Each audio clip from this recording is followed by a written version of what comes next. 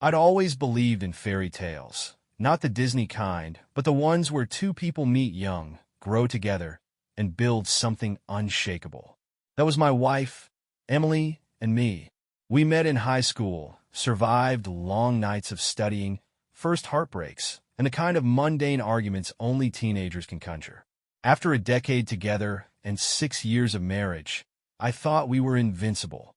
And then one Thursday afternoon, I came home early. It was the smell that first tipped me off. Not a bad smell, but the clean, crisp scent of my stepfather Henry's cologne. I hadn't planned to be home. Sales meetings canceled unexpectedly. But as I walked through the door, the air carried something wrong, something off-kilter. I climbed the stairs slowly, unsure of what I'd find, but dreading it nonetheless. My bedroom door, slightly ajar, revealed my wife, tangled in a sheet that wasn't ours, and my 64-year-old stepfather, Henry, scrambling for his clothes like a guilty teenager. I didn't yell. I didn't scream. I just stood there, frozen, like time had paused just for me to soak in the betrayal. The man I'd looked up to since I was 15, the woman who promised me forever. It wasn't the cheating that gutted me most. It was her explanation, muttered out between sobs as I packed a bag. I just needed something different. I didn't sleep that night. The couch in my buddy Jason's basement was lumpy and cold, but that wasn't why. My mind wouldn't stop replaying those seconds. Emily's tear-streaked face, Henry's shameful retreat, the absurdity of it all. How did my life go from solid to shattered in a single afternoon? Jason, my best friend since college, had always been my sounding board. But this was too big, too grotesque. He came downstairs the next morning, coffee in hand, and sat next to me without asking questions. "You want to talk about it?" he asked finally. "I caught her," I said, my voice hoarse. "With Henry, my stepfather." His face twisted into a grimace. "Henry? Isn't he like a grandparent now?" "Jesus, man." He paused, searching for words, but what could he say? "I'm sorry, dude. That's next level awful." We sat in silence for a while, and then he leaned forward. "You gotta tell your mom." The words hit like a slap. Mom. She adored Henry. They'd been married almost a decade. While I was dealing with Emily's betrayal, my mom was about to face an even deeper stab in the back. I couldn't stomach the idea of breaking her heart, but the truth would come out eventually. It had to. I waited 2 days before making the drive to my mom's house. Emily had called a dozen times, left voicemails ranging from tearful apologies to angry demands. "It was a mistake," one said. "We can fix this," said another. But one in particular made my blood boil. "It's not like I meant to hurt you. You don't understand what I've been going through." What she's been going through? Unbelievable. Mom greeted me at the door with her usual warmth, but something felt off. Henry wasn't home, and when I asked, she said he'd gone to visit a friend for the weekend. I swallowed hard. Knowing the truth was a battering ram, ready to splinter her world. "Mom, can we talk?" I said, sitting her down at the kitchen table. She looked worried. "Of course, sweetheart. What's wrong?" I told her everything. The words came out in jagged pieces, and her expression shifted from confusion to disbelief to heartbreak. By the time I finished, she was gripping the edge of the table, knuckles white. Henry did this," she whispered. "I'm so sorry, Mom. I didn't know how to tell you." She stared at the table, silent, for what felt like forever. Then, she stood, walked to the sink, and began rinsing a plate. It was the most surreal reaction I'd ever seen. "Mom, say something." Finally, she turned, her face pale but set with an odd, steely determination. "If this is true, and I believe you, then I need to handle it my way. Don't confront him." "Not yet. Not yet," I repeated, incredulous. "Mom, he betrayed you. She cut me off. "Nathan, I've lived long enough to know how to deal with men like him. Trust me." Leaving my mom's house that day felt heavier than I imagined. She was eerily calm, which terrified me more than if she had broken down sobbing. I knew her well enough to recognize when her gears were turning. Whatever she planned to do, it wouldn't be impulsive. Meanwhile, I had my own storm to manage. Emily wasn't letting up. Her texts were relentless. "Emily, please, Nathan. We can work through this. It wasn't serious. Emily, I'll do anything. Counseling, therapy, whatever you want. Emily, don't throw us away over one mistake. But it wasn't just one mistake. It was a fundamental betrayal. Every memory of our marriage felt tainted. I didn't know if I was angrier at her or myself for not seeing it coming. That night, I went back to Jason's place, where he handed me a beer and sat me down. Look, man, he said, I did some digging. Jason was an IT guy by trade and a snoop by nature. He'd spent the afternoon researching Henry's past, something I'd never thought to do. My stepfather had always been just Mom's new husband, a retired athlete who seemed unremarkable outside his charm. What did you find? I asked, bracing myself. Jason slid his laptop across the table. This. It was a news article from 15 years ago, back when Henry lived in another state. A young woman, Jessica, had accused him of inappropriate behavior during his time coaching her semi-pro basketball team. The article was vague, and no charges were filed, but the implications were clear. Jessica dropped out of the league shortly after. I'm not saying this means anything now, Jason said carefully, but it paints a picture, doesn't it? It did. The charismatic, older man who knew how to charm his way out of trouble. It made me sick to think about how Henry might have manipulated my mom and Emily. Had there been others? The next day, I finally agreed to meet Emily at a cafe near her office. She looked as wrecked as I felt. Puffy eyes, no makeup, hands trembling as she stirred her coffee. For a moment, I almost felt sorry for her. Almost. I screwed up, she began, voice shaking. I know I did, but Nathan, you have to understand. Understand what, Emily? That you betrayed me with my stepfather. Her face crumpled. It wasn't supposed to happen. I was just lonely. You're always so busy, and I felt invisible. Henry, he noticed me. You were lonely, I repeated flatly. So, instead of talking to me, you turned to a man old enough to be your father? My stepfather. It wasn't like that, she said, voice rising. He listened. He made me feel seen. Her words were like nails on a chalkboard. So what, Emily? This was some twisted way to get attention? To feel seen? She didn't answer, just buried her face in her hands and sobbed. I wanted to feel pity, to comfort her like I always had when life got tough, but all I felt was anger. I need space, I said, standing. You're staying at the house. I'll stay with Jason for now. Wait, Nathan, please. I love you. I walked out before she could finish. That night, my phone buzzed with a message from an unknown number. The text read, If you want the truth about Henry, meet me at the diner on 8th, midnight. My heart raced. I thought it might be Emily playing games, but the number wasn't hers. Against my better judgment, I went. The diner was mostly empty, and a middle-aged woman sat in the corner booth, nursing a coffee. Her eyes were sharp, scanning me as I approached. You're Nathan, right? She asked, motioning for me to sit. Yeah. Who are you? I'm Jessica, she said, her voice low but firm. I think we need to talk about Henry. Sitting across from Jessica, I felt like I'd entered a noir film. Her sharp eyes, the dim light of the diner, and the steaming coffee between us, it all felt surreal. But as she began to speak, reality crashed in, and the walls of my already crumbling world shifted again. I knew Henry years ago, she said, her voice steady but tinged with bitterness. I played for the semi-pro team he coached. It started with compliments. You're special, Jess. You've got potential. That's how he gets in. Makes you feel like you're the only person in the room. I nodded silently, a sinking feeling in my stomach. He got close, too close. Started showing up unannounced, offering rides, asking about my personal life. At first, I thought it was just him being a good coach. But then, she paused, her fingers tightening around her coffee cup. He crossed a line. One night after a game, he invited me to dinner to discuss my future. I was young, naive. I went, and that's when it became clear he wasn't interested in my career. Jessica's voice cracked slightly, but she steadied herself.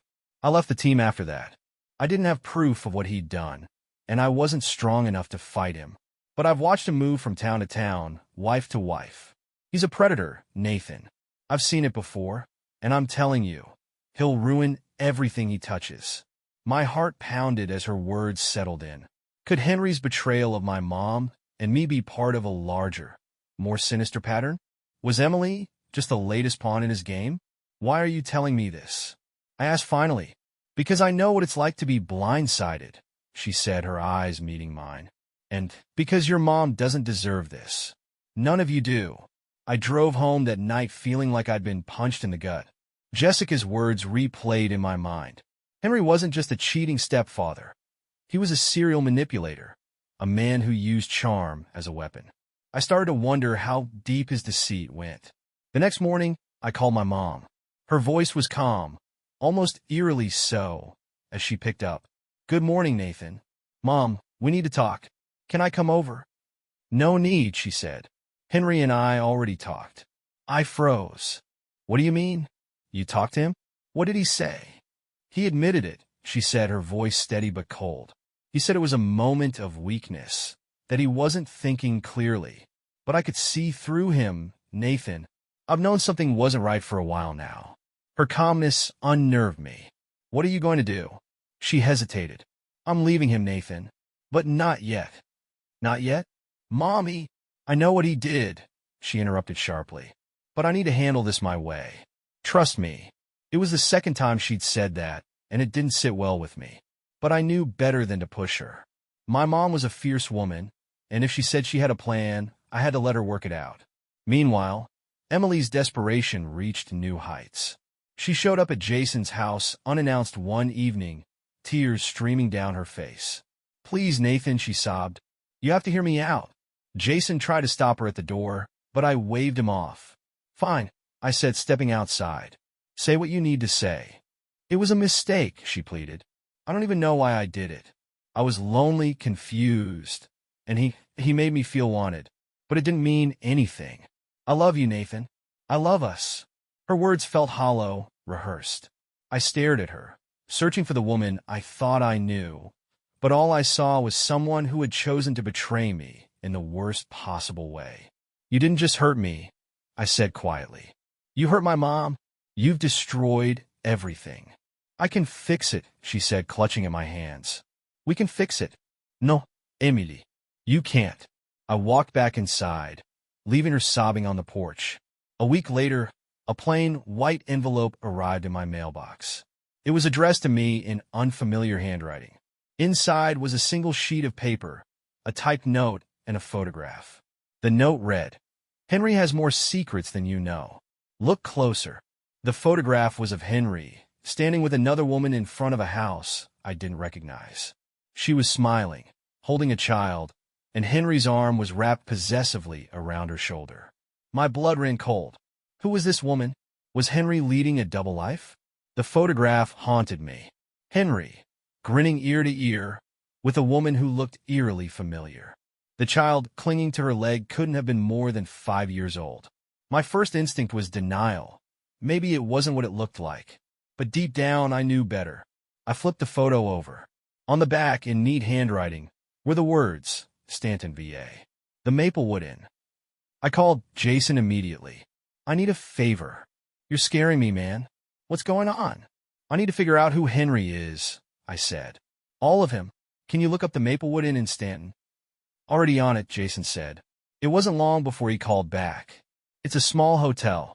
Nothing fancy. Want to take a road trip? 2 days later, Jason and I drove to Stanton. The Maplewood Inn was as unremarkable as Jason had described, a modest, old-fashioned motel off a quiet road. I checked in under a fake name, and we started our search. Jason's IT skills came in handy. While I pretended to be a guest, he charmed the desk clerk and accessed their Wi-Fi. Within an hour, he pulled up their digital records. You're not going to like this, Jason said, turning his laptop to face me. There it was. Henry's name on the guest registry, along with the same woman from the photograph, listed as Mrs. Henry Davenport. They had stayed there at least twice a month for the past year. Jesus, I muttered. He's living a double life. Jason shook his head. More like a triple. Look at this. He clicked on another file, a scanned copy of Henry's ID. It was identical to the one I'd always known, except for one glaring difference, his address. It wasn't my mom's. It was a house on the outskirts of Stanton. We drove to the address listed on Henry's ID. It was a quaint suburban home, complete with a white picket fence and a swing set in the yard. My stomach churned as we parked across the street. "What's the plan?" Jason asked. "I don't have one," I admitted. "But I need to see for myself." Before I could lose my nerve, I walked up to the door and knocked. The woman from the photograph answered.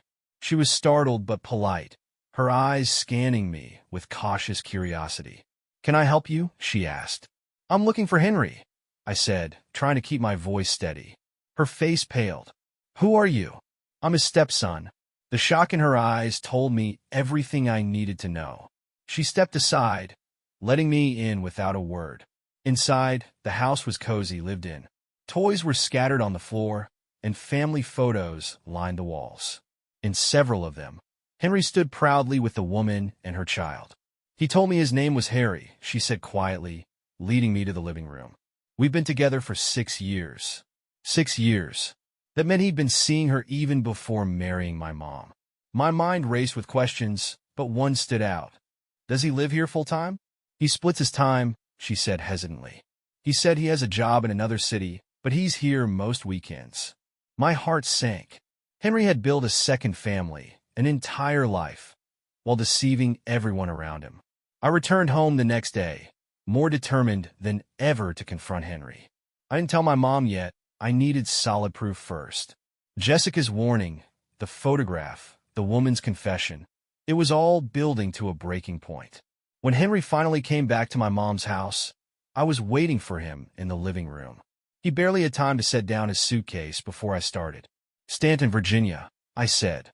His head snapped up, eyes wide. "Does that ring a bell?" He tried to play dumb. "What are you talking about?" "I'm talking about your other family, Harry," I said, throwing the photograph onto the table. "Or should I call you Mr. Davenport?" His face turned ashen. For a moment, he looked like he might deny it. But then he sighed heavily and sat down. "You don't understand," he began. "Oh, you snuck up. You don't understand. You've destroyed everything. My mom, my marriage. And for what? Some twisted game where you juggle lives like a sociopath." "It's not like that," he said weakly. "Save it," I said, cutting him off. "You're going to tell my mom everything, or I will." He stared at me for a long moment, then nodded. Later that night, I watched as Henry confessed everything to my mom. He left out nothing: the double life, the cheating, the lies.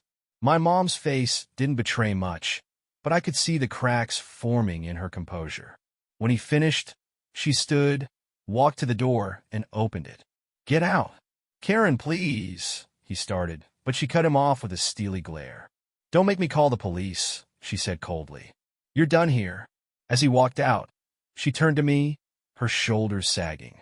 "I knew he wasn't perfect," she said, her voice trembling. "But I never thought it would be this." "Neither did I said softly. But what she said next left me speechless. "Nathan, there's something I need to tell you about Emily." My heart pounded as my mom's words lingered in the air. "Something about Emily?" I repeated, my voice barely above a whisper. I braced myself for another punch to the gut. After everything I'd uncovered, how much more could there possibly be? She sat down at the kitchen table, her hands trembling as she clasped them together. "I didn't know how to tell you this," she began, "but when Henry started spending more time with Emily, I noticed things." "Things?" I echoed. "What things?" "Conversations that felt too personal. Glances that lingered too long. I wanted to believe it was innocent, Nathan. I really did. But then, a few months ago, I overheard something." I leaned forward, every nerve on edge. "What did you hear?" "It was late," she said, her voice shaking. "You had already left for a work trip, and Henry thought I was asleep. I heard him talking on the phone in the den. He was telling someone, Emily, that he couldn't keep sneaking around anymore. That it wasn't fair to me, to you. I confronted him about it the next day, and he swore it was a misunderstanding. He said it was about work, that I had misheard." My fists clenched as anger surged through me. "You knew they were involved? And you didn't tell me?" Tears welled up in her eyes. "I didn't have proof, Nathan. And after everything we'd been through with your father leaving, I didn't want to break apart another family without being sure." Her words stung, but I understood her hesitation. Still, the betrayal cut deeper now. knowing that Henry and Emily's affair had been brewing under my nose for longer than I'd realized. And my mom, the strongest person I knew, had been silently carrying this burden. That evening, I called Emily. I was done with her texts, her voicemails, her pleas for forgiveness. It was time for answers. "Meet me at the park," I said flatly. "Tomorrow, noon. Be there." She showed up early, sitting on a bench near the pond. Her eyes were puffy, her face pale. As I approached, she stood, but I motioned for her to sit back down. "I'm only here to hear the truth," I said, my voice cold. "No lies. No excuses. Start talking." She hesitated, looking down at her hands. "I've already told you everything," she said softly. "It was a mistake. I wasn't thinking clearly." "Don't give me that," I snapped. "I know it wasn't just one mistake, Emily. I know this has been going on for months, maybe even longer. My mom heard you and Henry talking months ago, so let's stop pretending this was a one-time thing." Her face went pale. She heard us?" "Yes," I said. "So stop lying." For a moment, I thought she might deny it again. But then her shoulders slumped, and she began to cry. "It started almost a year ago," she admitted, her voice barely audible. "He would come over when you were working late. At first, it was innocent. He was just checking in, keeping me company. But then," she trailed off, and I finished for her. "But then it wasn't innocent anymore." She nodded, tears streaming down her face. "I didn't plan for it to happen, Nathan. I swear. But he made me feel wanted in a way I hadn't felt in so long." "Wanted?" I spat. "I loved you, Emily. I trusted you. And you threw it all away, for what? Cheap flattery from a man old enough to be your father." Her sobs grew louder, but I didn't care. I was done feeling sorry for her. The next day, as I tried to process everything, there was a knock at Jason's door. I opened it to find Jessica standing there, a look of urgency on her face. "We need to talk," she said. "I found something else." She handed me a manila envelope. Inside were documents, bank statements, property deeds, and more photographs. As I sifted through them, a chilling pattern emerged. "Henry's been siphoning money," Jessica said. "From your mom, from her accounts. He's been funneling it into offshore accounts, all in his name. He's setting himself up to disappear." My blood ran cold. "Disappear? With who?" Jessica hesitated. "I think he's planning to take Emily." Jessica's revelation hit me like a freight train. I stared at the documents spread across the table, my mind racing. Offshore accounts, secret funds. It was clear Henry wasn't just a liar and a cheater. He was planning something far more sinister. "He's going to leave," I said aloud, piecing it together. "He's setting himself up to disappear." "But why would Emily go with him?" Jessica sighed, crossing her arms. "She might not even know about the money. If he's as manipulative as I think he spun some story about starting fresh, escaping judgment. Men like Henry thrive on control. He probably convinced her it's the only way." I clenched my fists. "Not on my watch." I called Emily immediately, my anger barely restrained. "We need to talk," I said. "Now." "Nathan, I've told you everything." "No, interrupta. You haven't. Meet me at the house in an hour." When I arrived, she was already there, pacing on the porch. I didn't waste time with pleasantries. "Are you planning to leave with him?" I demanded. Her eyes widened in shock. "What? No." "Nathan, what are you talking about?" "Don't play dumb, Emily," I said, pulling out the documents Jessica had given me. "He's been transferring money. Secret accounts, properties. He's setting up a new life. Are you part of it?" She stared at the papers, her face paling with every passing second. I didn't know," she stammered. "He never told me about any of this." "Then what did he tell you?" I pressed. "What's his plan?" Emily hesitated, wringing her hands. "He mentioned leaving," she admitted finally. "He said things would be easier if we got away from all of this. But I didn't agree to anything." I swear, I studied her face, trying to gauge if she was lying. For once, she seemed genuine. But I couldn't trust her judgment. Not after everything she'd already done. "Here's what's going to happen," I said firmly. "You're going to tell him it's over. Whatever fantasy he's sold you, it ends now. And if you don't, I will." With Jessica's help, I contacted a lawyer and local authorities. The goal wasn't just to stop Henry, It was to expose him. We gathered everything we could: the bank records, Jessica's testimony, and my mom's statements. The more we uncovered, the clearer it became that Henry's web of deceit stretched further than we'd imagined. Jessica, always one step ahead, had an idea. "We can use Emily," she suggested. "If Henry thinks she's still on his side, he'll let his guard down. We can bait him into slipping up." I wasn't thrilled about involving Emily, but it was the best shot we had. Reluctantly, I called her and explained the plan. "You want me to what? Pretend I'm still with him?" she asked, her voice trembling. "Yes," I said, "just long enough to get him to reveal his hand. Can you do that?" She hesitated, then nodded. "I owe you that much." The plan was simple. Emily would meet Henry at a motel on the outskirts of town. She'd wear a wire, and I'd be nearby with the authorities, ready to move in once we had enough evidence. That night, as I waited in the parking lot, my heart pounded. Emily had gone inside 15 minutes ago, and every second felt like an eternity. I clenched my fists, listening to the muffled conversation through the earpiece. "I've got everything ready," Henry was saying. "The money's in place. The house in Costa Rica is ours. All we have to do is leave." "And Nathan?" Emily asked, her voice shaking. "Forget about him," Henry said coldly. "He's a lost cause. This is about us now." I signaled the officers. "That's it," I said. "Move in." The next moments unfolded in a blur. Police stormed the motel room, shouting commands. Henry's face twisted in rage and disbelief as they cuffed him. Emily stepped back, her hands trembling, as I entered the room. "It's over," I said, staring Henry down. "You're done." Henry's arrest sent shockwaves through our lives.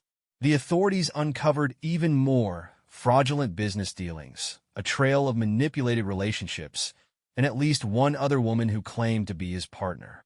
For my mom, the revelation was devastating but cathartic.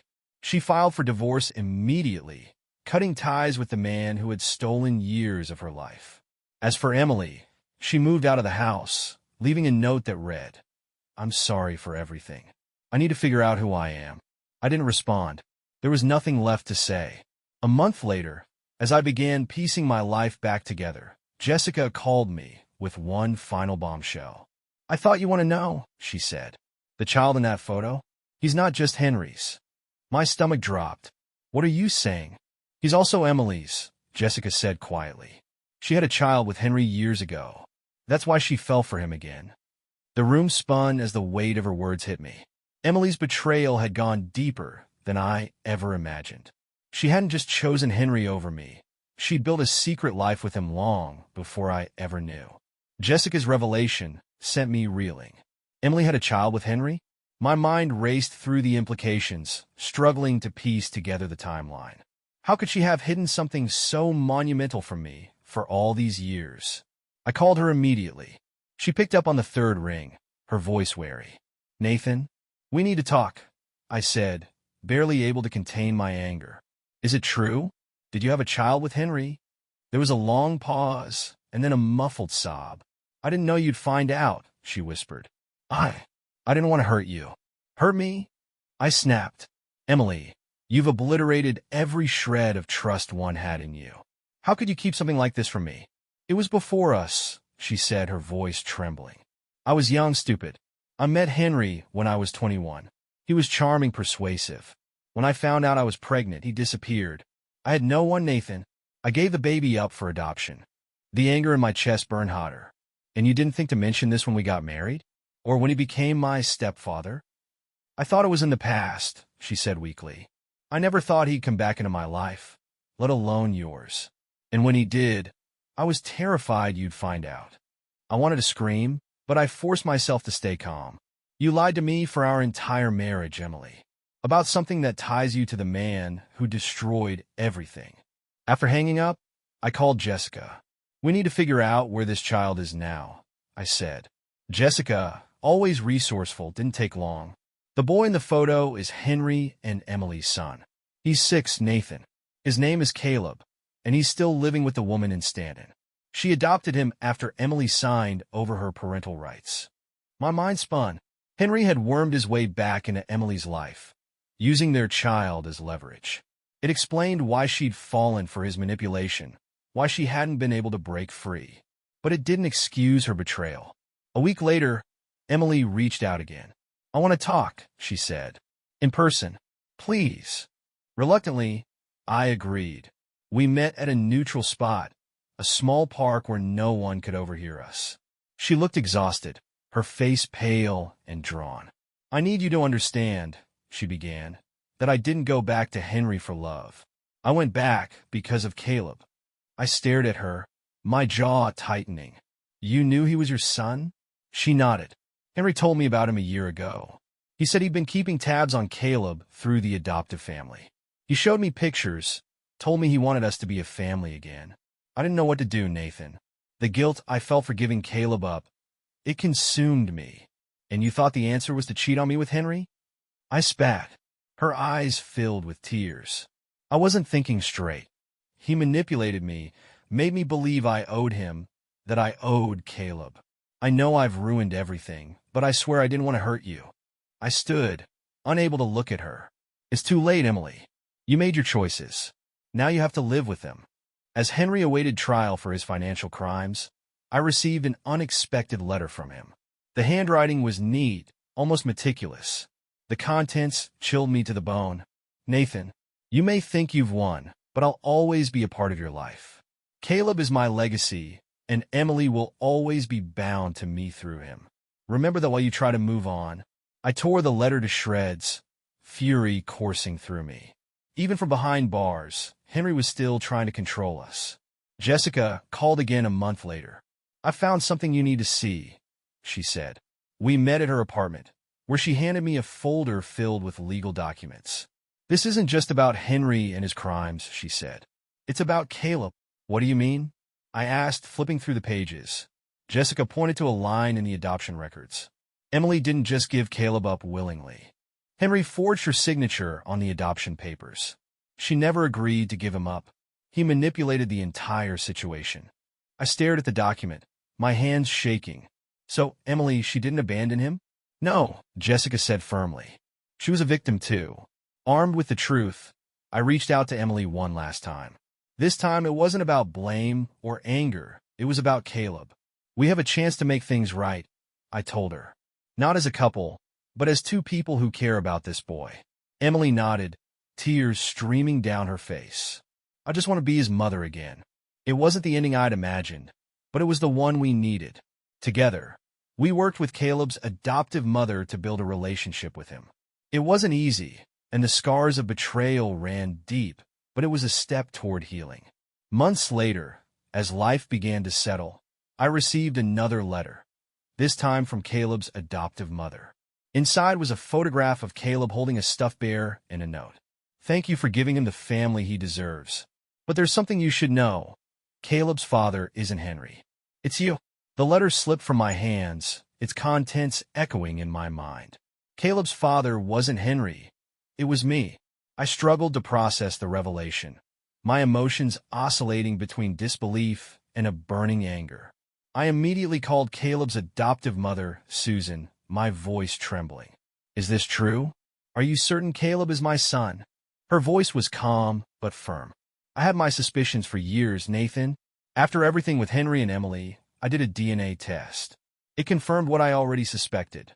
Caleb is biologically yours." I sat down hard, the world spinning. Emily and I had been together during the time Caleb was conceived. How could she not have known? I confronted Emily that same night. She was at a small apartment she'd rented after moving out of our house. When she opened the door, she looked surprised but not entirely shocked to see me. "I just found out Caleb is mine," I said, wasting no time. "Tell me the truth, Emily. Did you know?" Her face crumpled, tears streaming down her cheeks. "I didn't at first," she sobbed. "When I found out I was pregnant, I thought it was yours. But Henry, he planted doubt in my mind. He said it could be his, that I'd been with him too. I was terrified, Nathan. I didn't know what to do." "And you didn't think to tell me?" I asked, my voice rising. "You let me believe you were faithful, that you were different. All while keeping my son from me?" She sank to the floor, her sobs racking her body. "I thought I was protecting you," she whispered. And when Henry forged the adoption papers, I convinced myself it was better this way. Caleb deserved stability, not my chaos. Her words hit like a dagger. You had no right to decide that for me, I said, my voice cold. You took my son away from me before I even knew he existed. Fueled by the revelation, I immediately sought legal advice. My lawyer assured me that as Caleb's biological father, I had a strong case to establish parental rights. But it wouldn't be easy. Caleb had been with his adoptive mother, Susan, for his entire life. Uprooting him would be traumatic, even if it was in his best interest. When I met with Susan, she surprised me. I'm not here to fight you, Nathan, she said. Caleb deserves to know who you are. But he's been through so much already. Let's do this carefully. Her compassion caught me off guard. She wasn't like Henry or Emily. She was genuinely thinking of Caleb. Together, we agreed to a gradual process of introducing me into his life. Emily, for all her flaws, wanted to be involved. He's my son too, she said when I told her about the plan. I want to make things right. I didn't trust her, not fully. But I couldn't deny Caleb the chance to know his mother. Begrudgingly, I allowed her to be part of the process, though I made it clear she was on thin ice. You'll follow my lead, I told her. One mistake, and you're out. She nodded, tears in her eyes. Thank you, Nathan. I won't mess this up. The first meeting with Caleb was at a park, supervised by Susan. He was shy at first, clinging to her side as he eyed me warily. I knelt down to his level, trying to hide the overwhelming emotion threatening to spill out. Hi, Caleb, I said, my voice gentle. I'm Nathan. I'm your dad. He looked up at Susan, who nodded reassuringly. Slowly, he stepped closer. You're my dad, he asked, his voice small. I am, I said, smiling. And I'm so happy to meet you. His face lit up, and he reached for my hand. Do you like dinosaurs? I have a T-Rex at home. I laughed, the weight of everything momentarily lifting. I love dinosaurs, I said. Maybe you can show me your T-Rex sometime. Over the next few months, I spent more time with Caleb, building a bond that felt natural and unforced. Emily joined some visits, though her presence was met with mixed reactions. Caleb liked her, but didn't fully understand who she was yet. For me, it was a delicate dance, rebuilding a relationship with my son while managing the wreckage of my past with Emily. And through it all, Henry's shadow loomed, his manipulations still threatening to unravel everything. One evening, as I put Caleb to bed after a day at the park, Susan handed me a package. This arrived at my house, she said, her expression troubled. It's from Henry. I opened it cautiously.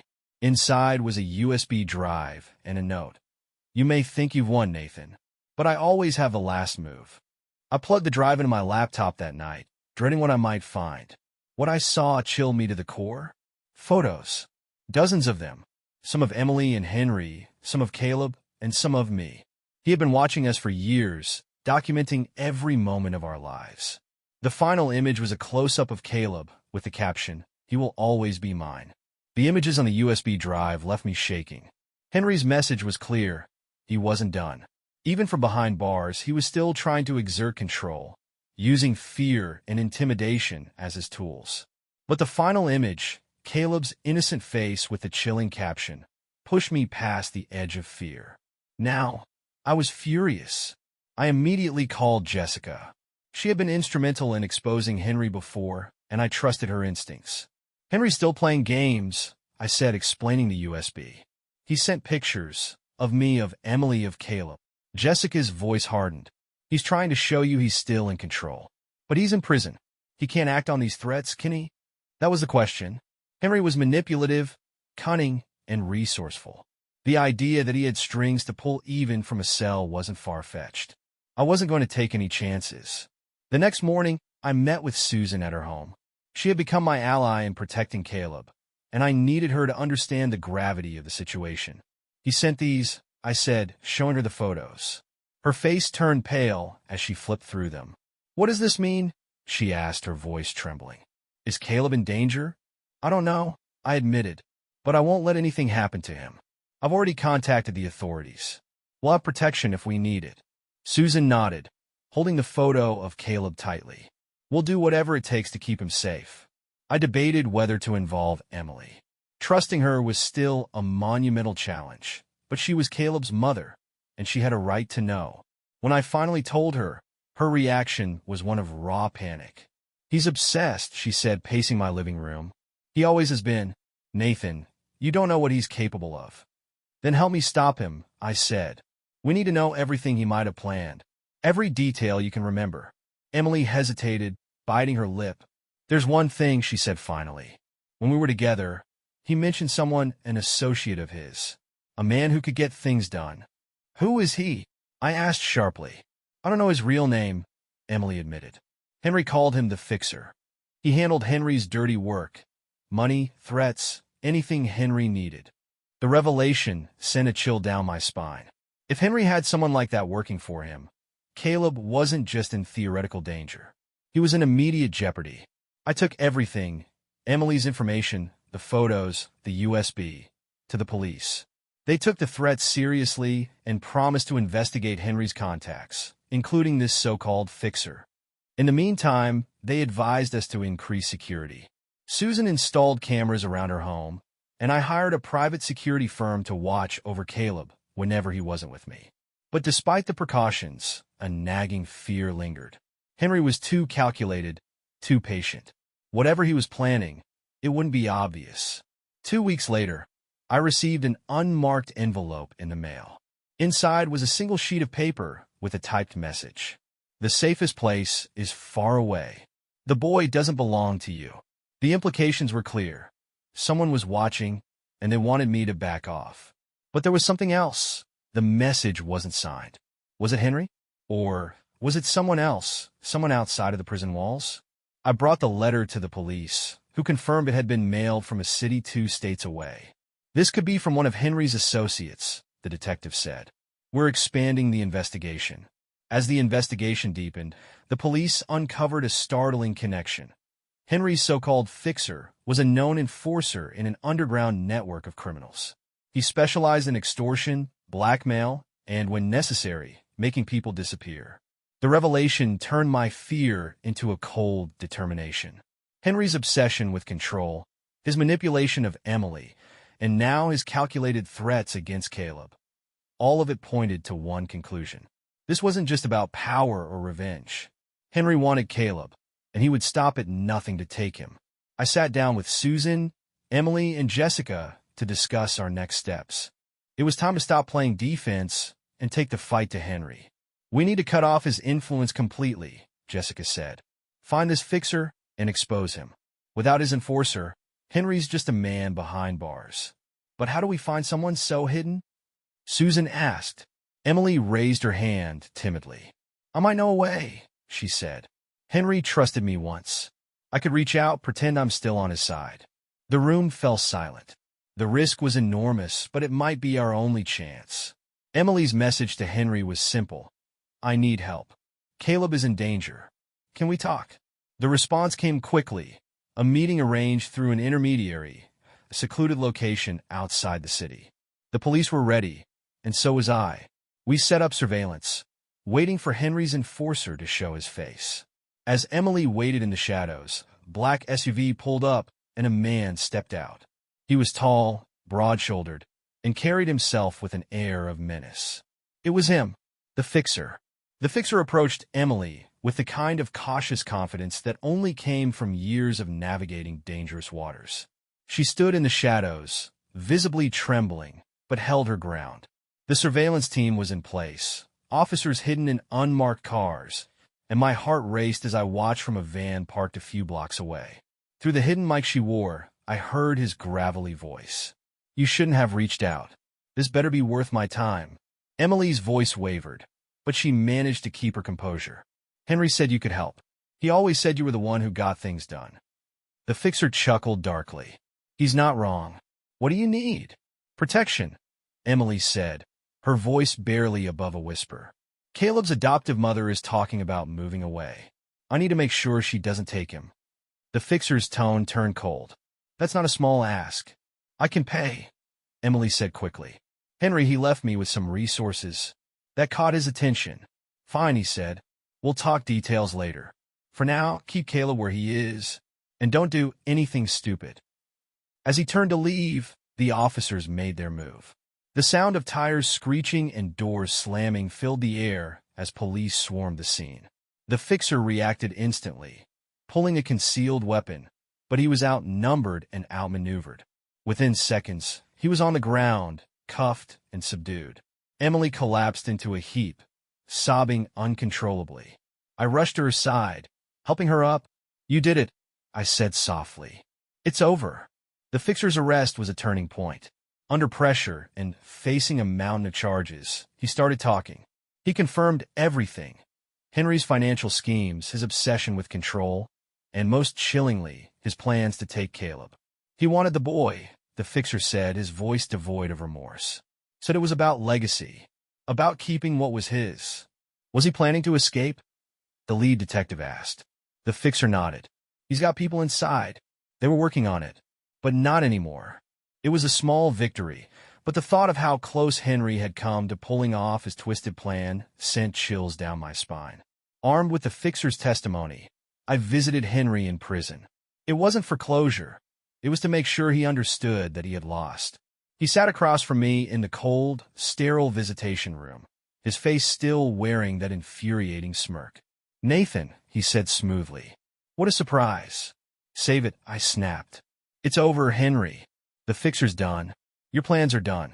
You'll never get near Caleb again." The smirk faltered, just for a moment. "You think this is a win? Caleb will always be a part of me. He's mine." "No, Henry," I said, leaning forward. "He's my son, and he'll grow up knowing exactly what kind of monster you are." For the first time, Henry's mask cracked.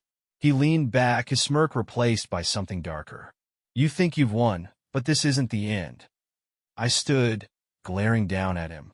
"Yes, it is." With Henry's influence neutralized, life began to settle into a new normal. Caleb, blissfully unaware of the chaos that had surrounded him, was thriving. Susan and I continued to work together to give him the stability he needed, and Emily, for all her flaws, was trying to rebuild her relationship with him. But trust was harder to repair. Emily and I spoke only when necessary, and though I allowed her to see Caleb, I kept her at arm's length. One evening, after putting Caleb to bed, Susan and I sat down to talk. "You're doing a good job with him," she said, her voice warm. "So are you," I said, grateful for her steady presence. We sat in comfortable silence for a while, the weight of the past few months hanging between us. Finally, Susan spoke again. "Do you ever wonder what could have happened if we hadn't stopped Henry?" "All the time," I admitted. "But we did stop him, and that's what matters." Months later, as I was picking Caleb up from Susan's house, she handed me a letter. "This came for you," she said, her brow furrowed. The envelope was plain, the handwriting unfamiliar. Inside was a single piece of paper with a message scrawled in red ink. "He's safe for now, but the shadows don't forget." The cryptic note in the envelope set my nerves on edge. I stared at the words, my hands trembling slightly. Who sent it? Was it Henry? Someone else tied to him? Or was it just a cruel prank by someone who had heard the story? I showed the letter to Susan later that night. Her face paled as she read it. "What does this mean?" she whispered. "It's a threat," I said, "but it's meant to rattle me. Whoever sent it wants me looking over my shoulder." Susan's hand gripped mine tightly.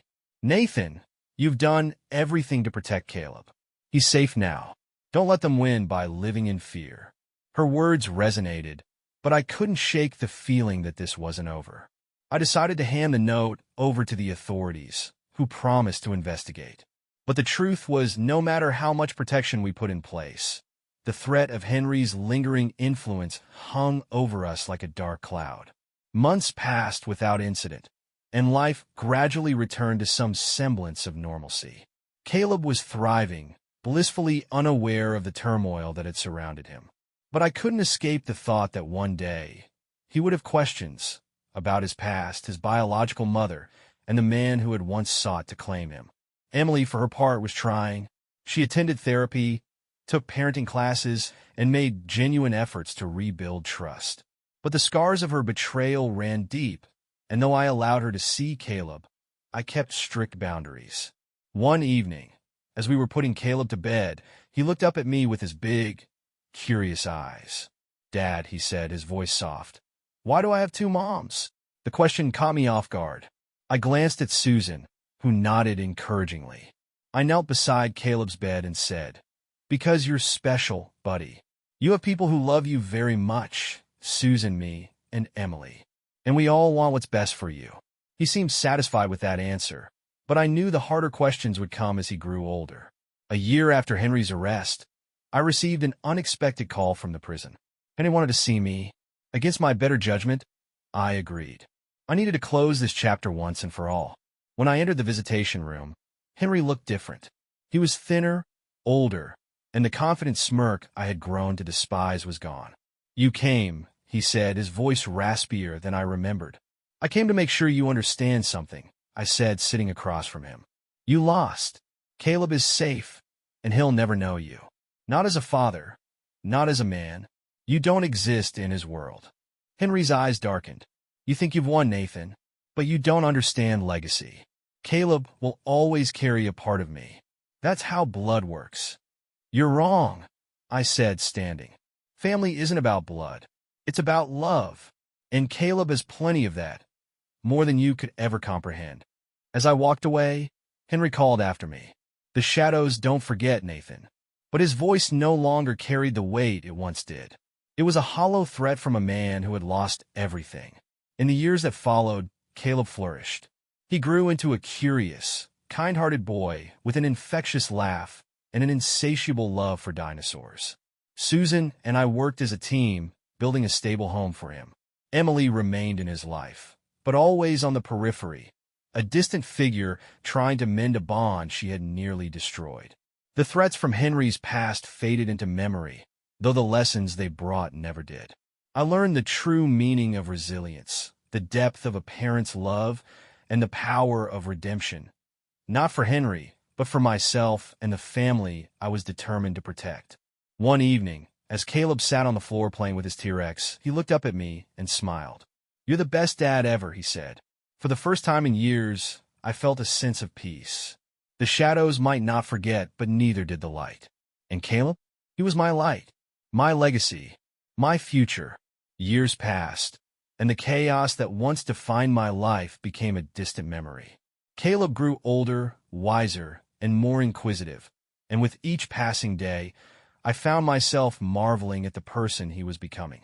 He had Susan's steadiness, Emily's creativity, and though I could barely believe it, a resilience I liked to think he got from me. But the questions came, as I always knew they would. It was on a quiet Sunday afternoon, just Caleb and me in the backyard, tossing a baseball. He was 12 now, taller and more confident, his curiosity sharper than ever. As he caught the ball and tossed it back, he asked, "Dad, who was Henry?" The question hit me like a cold wind. I stopped mid-throw, gripping the ball tightly. "Why do you ask, buddy?" I said, trying to sound casual. "I heard Mom and Susan talking once," he said, his eyes searching mine. "They said Henry tried to take me. Is that true?" I walked over and knelt beside him.